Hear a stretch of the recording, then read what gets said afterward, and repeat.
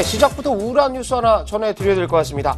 LG경제연구원 자료에 따르면요, 우리나라 외벌이 가구의 평균 소득이 370만 원 정도라고 합니다. 맞벌이 가구의 평균 소득은 496만 원, 500만 원에 육박하는데요.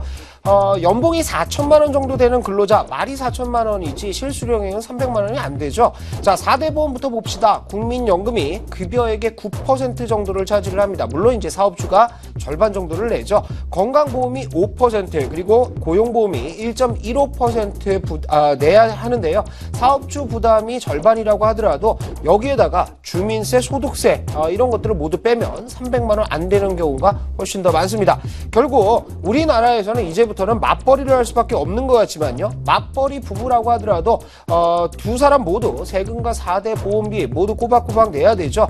하지만 부부가 같이 일하면 아이를 어린이집에 맡기거나 살림을 하지 못해서 외식하는 경우가 더 많아서 오히려 지출이 더 많아진다라고 합니다. 자, 한국에서 연봉 5천만 원 정도 받는다고 해야 한 달 동안 생활하면서 저축도 하고 돈을 모아서 나중에 집도 사고 아이도 키울 수 있는 사회가 된 것 같습니다. 자, 우리나라 최저임금 얼마입니까? 시간당 4,860원입니다. 주 40시간 근로한다면 임금 한 달에 101만 5천 원 정도가 되죠. 온 가족이 노동판에 나가야 될 것 같습니다. 경영자 입장에서는 나름의 고충들도 있겠지만 실제 국민들의 삶은 굉장히 팍팍해지는 것 같습니다. 한국에서 돈을 벌기 위해서는 인플레이션을 이겨낼 수 있는 유일한 수단 하나 있죠. 주식을 할 수밖에 없을 것 같습니다. 주식, 펀드 여기에서 해답 찾으시고요. 그만큼 정석 투자하시는 게 앞으로의 미래를 위해서 좋다, 이렇게 단언드릴 수 있겠습니다.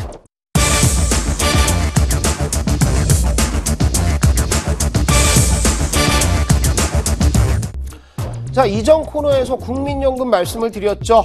국민연금을 급여액의 9% 정도를 근로자와 지금 사업주에게서 반강제로 받아간다는 것들 말씀드렸는데요. 여러분들 국민연금 안 내면요, 차 앞 들어옵니다. 자, 국민연금의 뼈아픈 진실 좀 얘기해봐야 될 것 같습니다. 인터넷상에서 국민연금의 실체라는 글들이 지금 인기를 좀 끌고 있는데요. 부부가 맞벌이를 했다, 그리고 국민연금을 꼬박꼬박 냈다라고 했을 때 연금을 받기 시작할 때 만약에 배우자 한 명이 사망한다면 과연 그 혜택은 어떻게 될까? 이런 물음들이 있었습니다. 유족연금 아니면 자기가 들었던 국민연금 중에 하나를 선택을 해야 된다라고 하죠. 수급 제한권이라고 하는데요. 사망한 배우자가 낸 국민연금은 어디로 가느냐? 국가로 귀속이 된다고 합니다. 자, 남편이 국민연금 열심히 내고요, 회사를 열심히 다니다가 갑자기 사망을 하면 유족연금이 나옵니다. 이때 조건은 부인이 아무런 소득이 없어야 된다라고 하죠. 취직해서 만약에 급여를 받기 시작하면 이 연금 지급 중단이 된다고 합니다. 자, 그리고 또 한 가지 불편한 진실들이 있습니다. 자, 월 389만 원 정도 이상을 버는 사람들에게서는요, 국민연금 모두 똑같이 낸다라고 하죠. 우리나 아니면 이건희 회장, 정몽구 회장 전부 다 국민연금 내는 그 액수는 똑같다고 합니다. 국회의원은 국민연금법을 통과를 시켰죠. 하루라도 국회의원을 하면 월 120만 원씩 65세부터 죽을 때까지 수령한다고 합니다. 물론 돈을 더 많이 내는 사람들은 실수령액의 비율들 조정에 따라서 혜택을 그만큼 더 많이 받는다 하고 얘기는 하지만요, 이거는 문제는 문제라고 생각이 되네요. 국민연금 폐지 서명이 나오고 있는 상태에서 그럴 만한 이유가 있다라고 많은 국민들이 생각을 좀 하고 있습니다. 먼저 국회의원들 연금이나 폐지를 했으면 좋겠습니다. 발음이 좀 샜네요. 국회의원이 아니라 국회의원들이죠.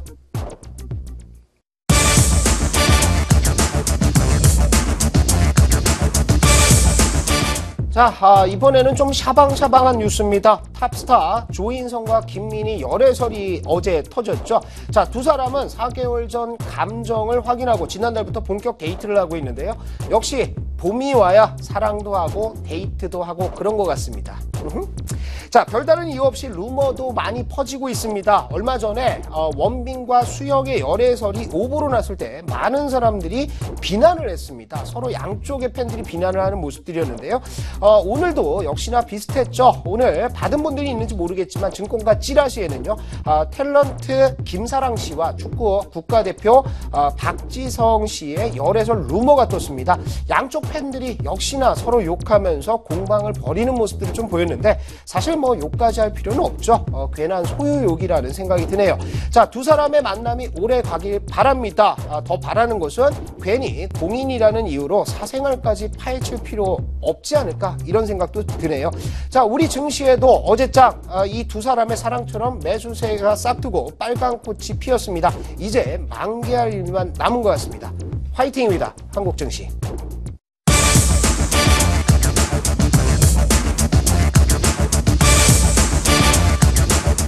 자, 일본 얘기 안 할 수 없죠. 드디어 막가기 시작하고 있습니다. 아베 신조인지 아베 신발인지 하는 사람 이런 얘기를 했다라고 하죠. 자, 침략에 대한 정의는 학계에서도 국제적으로도 확실치가 않다. 침략의 의미는 국가 간 관계에서 어느 쪽에서 보느냐에 따라 다르다라고 얘기를 했습니다. 총 맞은 것처럼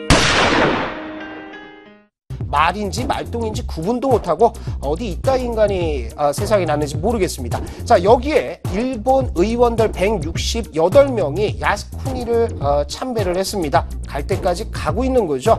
자, 국제적으로 정의 내려진 일본의 만행에 대해서 간략하게 정리를 좀 드리겠습니다.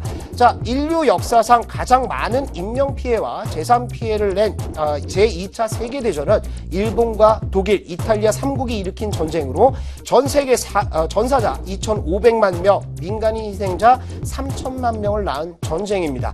전쟁 기간 중 일본 제국은 1937년 중국 난징에서 수십만 명의 시민을 대학살하면서 겁탈과 방화를 일삼았고요. 1938년부터는 여러 나라의 여성들을 일본군의 위안부로 동원을 했습니다. 이에 앞서 1905년이죠. 을사늑약을 통해서 대한제국의 외교권을 강제로 빼앗았고요. 1910년 한일 합병조약에 따라서 우리나라를 병탄한 나라가 바로 일본입니다. 이것이 일본의 만행이죠. 일본의 거짓말도 자꾸 하면 진실이 된다라는 속담이 있습니다. 일본 원숭이는 얼굴이 빨갛습니다.